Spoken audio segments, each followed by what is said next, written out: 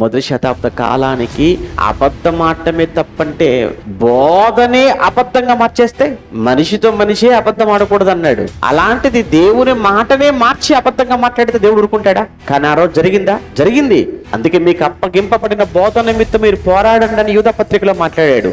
మొదటి యోహాను పత్రిక 4:1 అబద్ధ బోధకులు ఇప్పటికే మీలో నుంచి అనేక మంది బయలుదేరి వెళ్ళిపోయారు, అబద్ధ ప్రవక్తలు ప్రజలలో ఉండిరి అని మాట్లాడుతున్నాడు. ఆయనకి ఎంత కోపం రావాలి చెప్పండి? నా బోధను మార్చేస్తారా? నా బోధను తీసేస్తారా?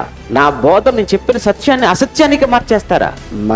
మనిషితో అబద్ధం మాటమే సహించని దేవుడు తన మాటలను అబద్ధంగా మారిస్తే సహిస్తాడా?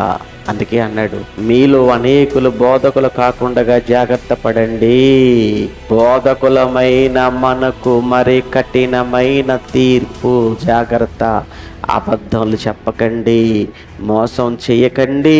అంటే మేము అబద్ధాలే చెప్తాం, మోసాలే చేస్తాం.